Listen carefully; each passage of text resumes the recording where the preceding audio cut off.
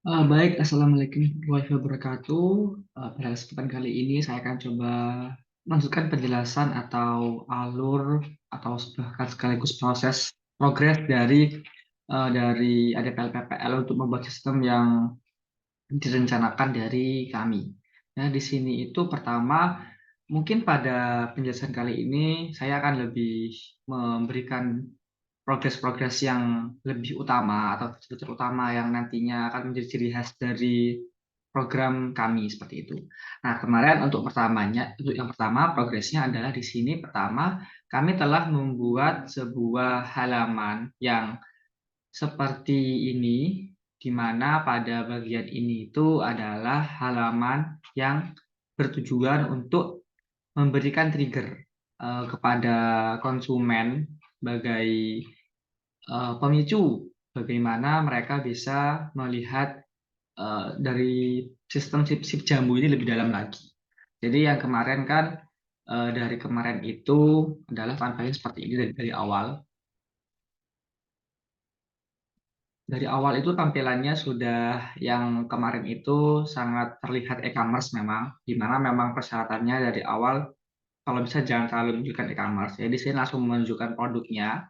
Jadi di sini kenapa kemarin kami menambahkan halaman baru, yaitu halaman yang pertama kali dikunjungi adalah halaman yang barusan dilihat, halaman trigger namanya. Jadi di sini ya mungkin isinya kurang lebih hanya sebagai memberitahu apa itu sip jamu, selangkah dekat dengan sip jamu. Terus kenapa sip jamu, dan kenapa harus jamu seperti itu. Jadi di sini pertama ya udah selangkah dengan sip jamu, selamat datang.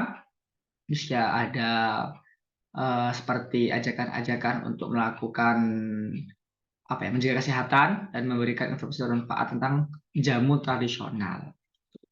Nah, lalu di sini ada kayak keunggulan jamu secara umum yang mungkin kayak sumber bahan alami, tradisi yang kuat, pendekatan holistik, tersedia dalam berbagai bentuk. Jadi kayak sebagai menunjukkan kenapa sih harus jamu? Tuh. Selanjutnya baru kenapa kok sih jamu? Nah, lalu di sini ada kayak semacam slogan-slogan kayak mari lestarikan budaya minum jamu tradisional.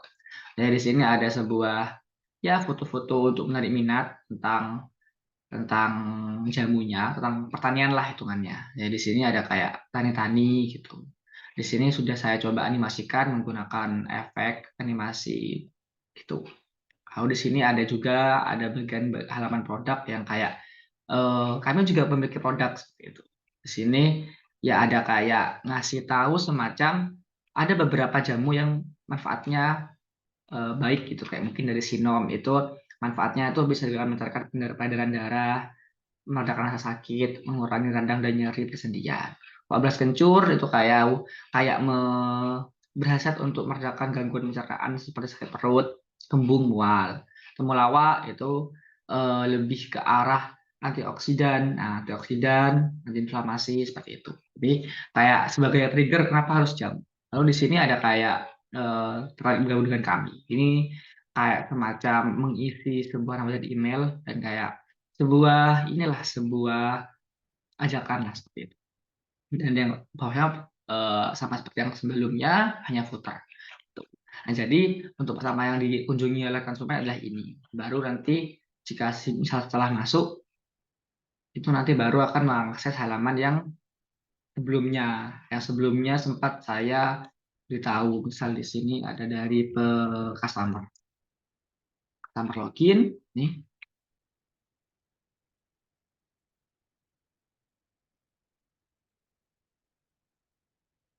Oke, customer-nya udah login.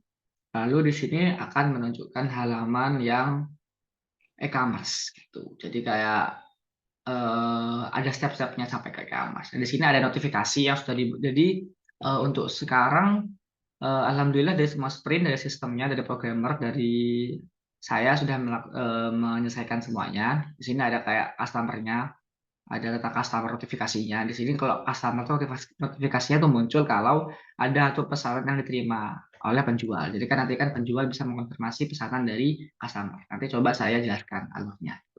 Nah, di sini bisa klik untuk melakukan transaksi. Jadi setelah memesan, konfirmasi oleh penjual, bayar transaksinya. Seperti itu. Kurang lebih tidak ada perubahan, tidak terlalu banyak perubahan seperti ini aja. Lalu ya tampilan produknya. Oke. Sini ada kayak tambahkan inputnya, terus alasannya gitu. Gitu. Mungkin pertama yang saya akan jelaskan coba ke ya fitur ininya lah, fitur dari customer-nya kurang lebih karena customer adalah aktor yang saya kerjakan ada akhir-akhir ini gitu. Jadi di sini caranya customer itu memesan jamu adalah ya sudah kita masuk ke dalam produk detailnya. Ini bisa diakses melalui home sini atau bisa melalui list dari produknya. Tuh. Jadi bisa mengakses lewat dua cara. Intinya masuk ke dalam produk detail seperti itu. Di sini masuk produk detail, misalnya ingin membeli jamu sinom, klik aja jamu sinomnya, tidak masuk ke produk detail. Tuh. Nah, terus di sini ada kayak deskripsinya lah jamu sinom ini gini gini gini. Terus dia mau beli berapa, itu misalnya. Misalnya di sini untuk harga satunya adalah 5.000. Nah, di sini kalau misalnya pembelinya misalnya mengisinya 2, 3 sampai seterusnya, ini akan berubah secara otomatis. Misalnya di sini mau beli 2, 10.000, kalau 3, 15.000, kalau misalnya 4, 20.000, jadi berapa kelipatan seperti itu. Nah, habis itu setelah masuk ke 2.000 sih, apa? Setelah misalnya kita mau beli 4 dari jamu sinom ini, kita beli sekarang, gitu.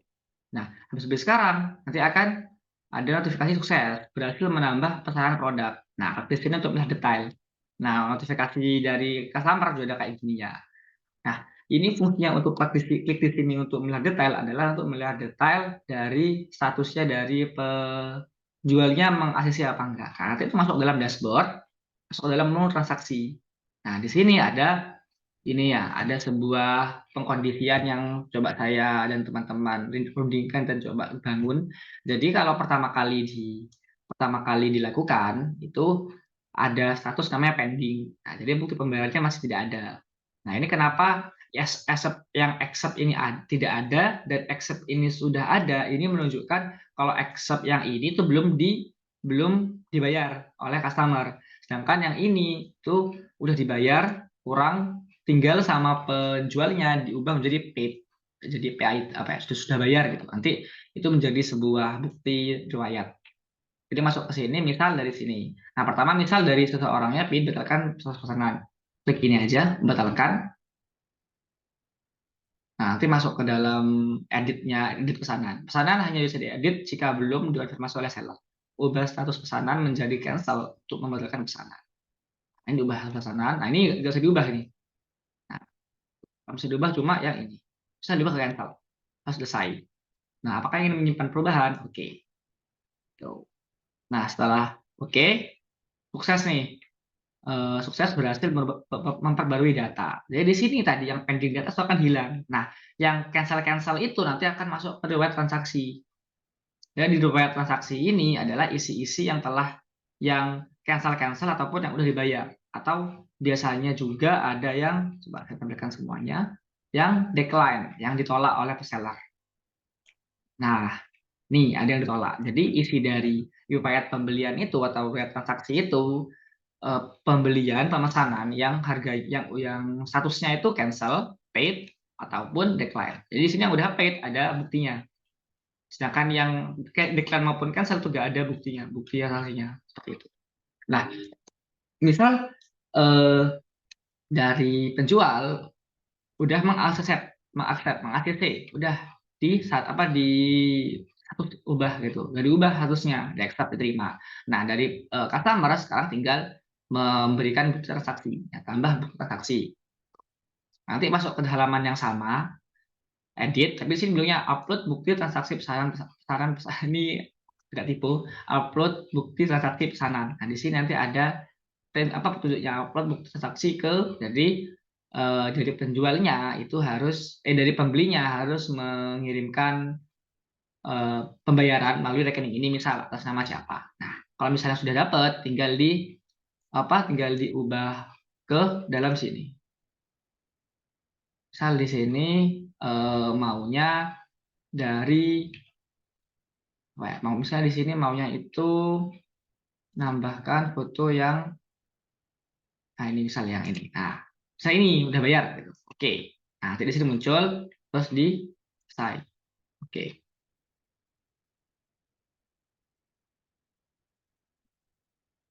Nah, Sekarang ada sekarang muncul sekarang akhirnya.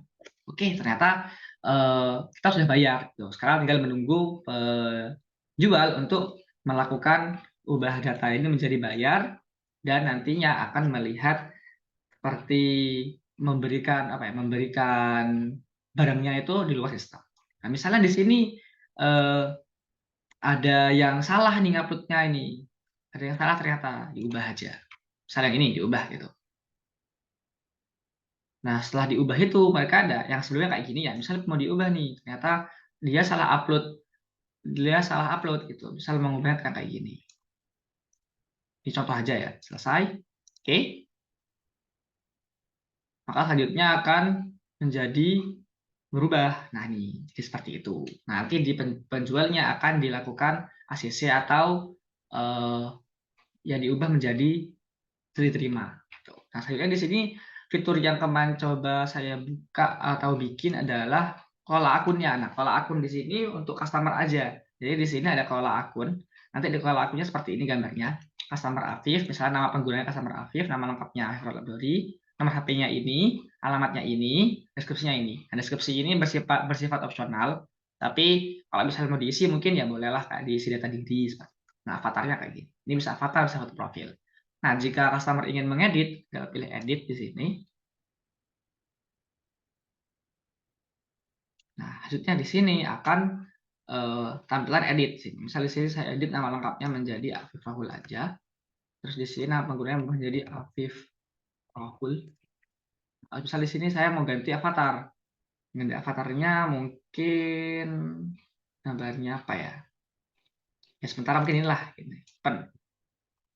Nah, di sini berubah, selesai. Terus oke.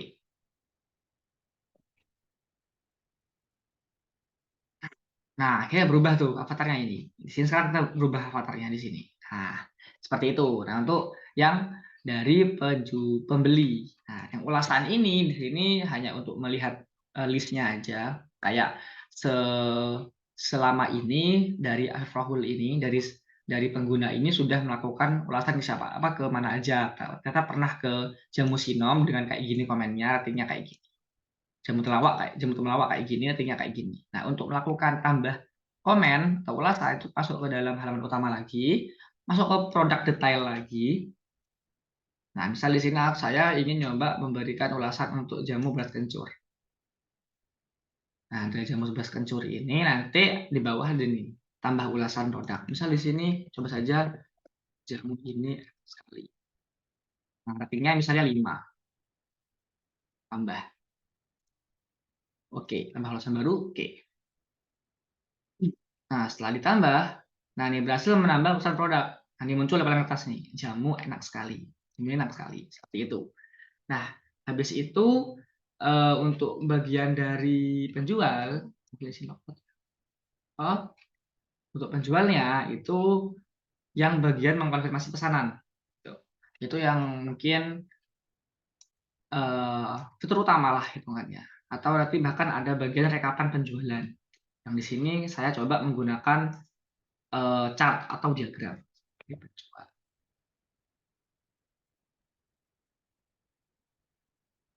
Nah, penjual ini masuk ke dalam dashboard.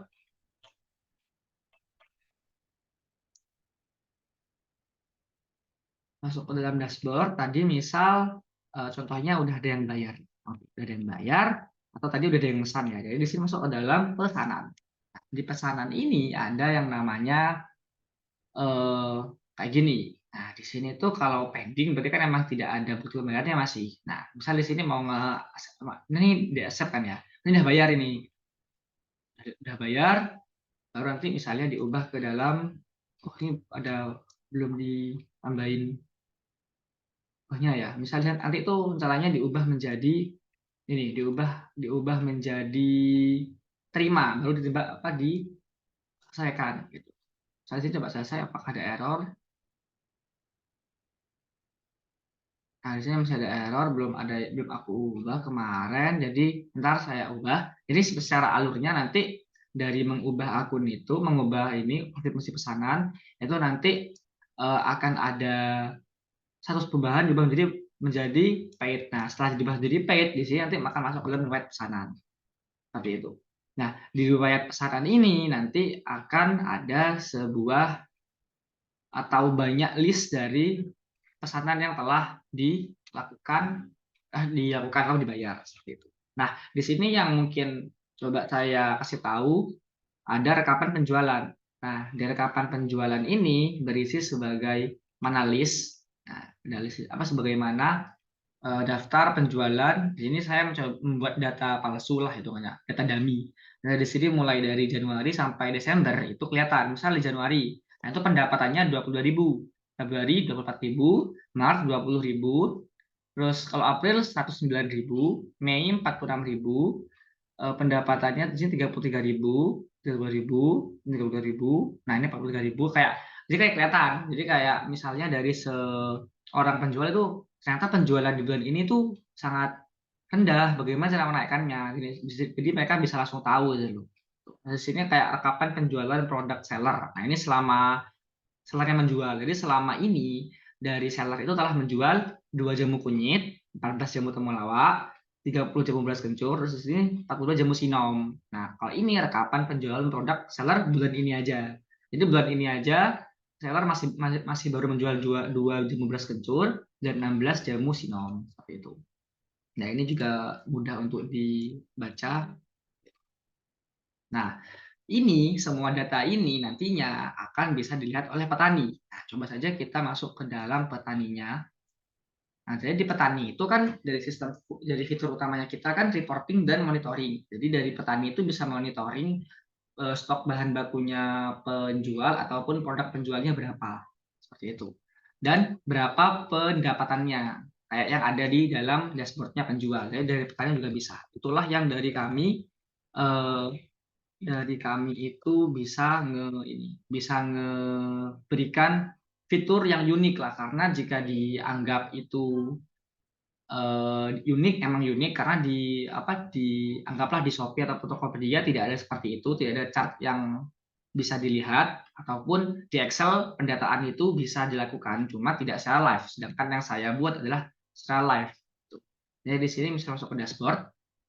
Nah, coba di sini eh, lakukan saja editan ntar lagi. Coba saya ntar lagi ngubah dari stoknya. Nah, di sini reporting. Jadi ini adalah reportingnya dari penjual ke petani. Nah, di sini muncul nih. Nah, sekarang stok produk seller itu kelihatan. Jamu sinom ada 70, jamu kuncur ada 16, jamu temulawak ada 19, jamu kulit ada 21. Nah, stok bahan baku sellernya daun asam ada 5.500 gram, kencur 5.000 gram atau 5 kilo, dan kunir cuma ada 500 gram, setengah kilo. Jadi kayak kelihatan ini lah. Jadi di sini bisa kayak ada parameternya. Oh, misal di sini udah berkurang jadi kelihatan dari petaninya. Nah, di sini yang tadi saya buat ada pendapatnya kelihatan. Nah, itu di sini sudah kelihatan oleh petani. Jadi di sinilah yang kami sebut reporting dan mungkin salah satu fitur yang paling unggul atau paling utama lah di sistem ini. Gitu. Nah, misal di sini coba saja di sini saya buka aja pivot window untuk nyoba login ke yang lain. Misal di sini masuk kita ke dalam langsung penjual aja.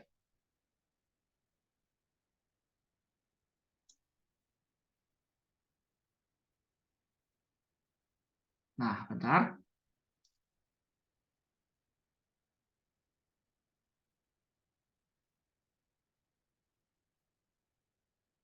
Oke, ini udah apa saya coba buat di Windows lain, login sebagai yang lain biar nanti kita nggak bolak-balik aja ngeceknya. Nah, di sini tuh ada yang namanya live live reporting lah hitungannya. Di sini jadi penjual. Penjual itu login. Nah, tadi kan di stok stok apa stok produknya oh salah. Stok produknya penjual itu kan tadi jamu 9 kalau nggak salah 70 ya. Dan yang di petani kelihatan ya. Nah, coba kalau misalnya sang penjualnya atau si penjualnya itu ganti atau emang update itu berkurang gitu. Nah, itu nanti akan kedeteksi oleh petani. Misalnya di sini ada katalog produk ya. Nah, dari petani di sini, nah nih, petani di sini jamu sinom 70 ini. Nah, dan sedangkan di sini misalnya 70 benar ya. Bisa saya ubah sini. Ubah secara manual aja. Mungkin ternyata dari penjualnya ada yang mengkonsumsi sendiri. Bahkan jadi 50 misalnya. Simpan. Oke. Nah, berhasil mengubah data, maka jika di refresh atau pertanyaan dibuka, nah nanti tuh secara otomatis akan berkurang dari stoknya menjadi 50 saja. Nah, nih stoknya menjadi 50, jadi berkurang gitu. Secara live, secara ya otomatis lah hitungannya gitu. Nah, itu juga berlaku pada pendapatan seller ini. Nah, ini pendapatan seller ini adalah pendapatan yang bisa diawasi oleh petani. Misal saja pada bulan ini, misal sekarang pada bulan Juni ya. Nah, sekarang bulan Juni, nah pada bulan Juni tiba-tiba terjadi sebuah penjualan yang banyak. Jadi di sini nanti Juninya akan naik gitu, akan menjadi naik gitu. Mungkin di sini eh, yang selanjutnya akan saya coba lakukan beritahu adalah di sini ada otomatis dari penjual stoknya akan berkurang jika dari customer ada yang membeli. Oke, selanjutnya saya coba contohkan aja kita sebagai penjual di sini dan di sini petani. Coba saya lakukan sebagai di sini jadikan customer. Tuh. Sebagai customer di sini nanti bisa melakukan pembelian dan pembatalan. Nah, itu otomatis stoknya akan dinamis mengikuti apa yang dilakukan customer. Itu mungkin salah satu yang lumayan tricky. Dan kemarin misal di sini sudah login. Nah, di sini ke produk misal. Nah, sekarang cek dulu ke bagian penjual. Penjual dari namanya. Nah, ini penjual kan, katalog produk. Nah, nih, sekarang ada 50 kan? Sekarang 50. Terus misalnya di sini dari pembeli mau beli jamu sinom, misalnya mau beli sebanyak 5, 25.000, beli sekarang. Nah, berhasil menambah besar blok. Nah, dari sini untuk data. Coba open di tab baru aja. Nah, ini kan nambah 5 ya. Membeli 5. Pembelinya beli 5 kan. Beli 5, jumlahnya 5. Nah, harusnya di sebelah ini jika di refresh akan berkurang dari 45. Coba di refresh.